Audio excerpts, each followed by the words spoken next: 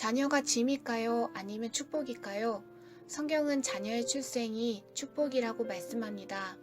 그런데 요즘 자녀 양육에 두려움, 책임감으로 결혼을 하지 않거나 결혼을 해도 자녀를 갖지 않는 부부들이 늘어갑니다.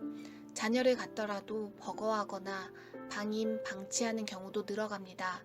반대로 자녀를 우상화하기도 합니다. 그래서 자녀 양육에 올인하는 경우도 있습니다. 그러면 예수님은 자녀 양육에 대해서 뭐라고 말씀하실까요? 오늘 본문을 보면 부모들은 자녀들이 축복받기를 원하여 예수님께 데리고 나옵니다. 제자들은 부모와 아이들을 막습니다. 예수님을 생각해서 그랬던 것이죠. 그러나 예수님께서는 제자들을 꾸짖습니다. 누구든지 하나님의 나라를 어린아이와 같이 받들지 않는 자는 결단코 그곳에 들어가지 못하리라. 어린아이와 같지 않으면 이라는 것은 무슨 뜻일까요? 그것은 바로 무력함과 의존성입니다.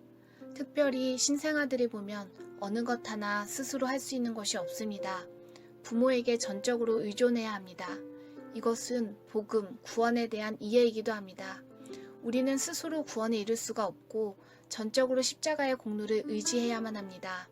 마찬가지로 우리 부모들은 자녀 양육에 대해 전적으로 무능함을 인정하고 하나님을 의지해야 합니다. 그럴 때 가정에서 천국을 볼 수 있고 천국이 임하는 것입니다. 물론 자녀 양육에 대해서 나름대로 공부를 해야 합니다. 그런데 문제는 그것만 추구하는 것이 문제입니다. 성경을 찾지 않고 자녀 양육 전문가만 찾는 것이 잘못입니다. 우리를 치러오는 이 큰 무리를 우리가 대적할 능력이 없고 어떻게 할 줄도 알지 못하고 오직 주만 바라보나이다.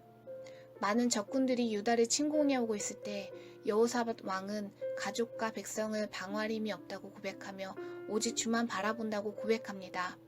우리도 자녀 양육에 있어서 무력함을 인정하며 하나님을 의지해야 합니다. 이것이 바로 어린아이와 같은 모습입니다.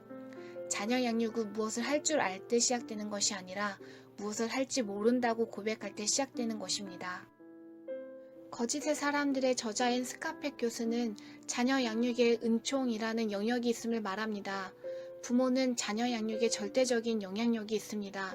그러나 때로는 부족한 부모에게 자녀가 훌륭한 인물이 되는 것은 하나님의 은총이 있기 때문입니다. 우리는 하나님의 은총을 기대해야 합니다. 그러므로 부모는 자녀를 위해서 기도해야 합니다. 우리가 부모로서 경건한 신앙인의 모델이 되고자 애를 써야 합니다. 그러나 우리 부모는 완벽할 수 없습니다. 하나님 앞에서 어린아이임을 인정하고 하나님께 절대적으로 의지할 때 자녀들에게 하나님의 은총이 임하게 될 것입니다. 그럴 때 자녀는 우리에게 짐이 아니라 축복이 될 것입니다.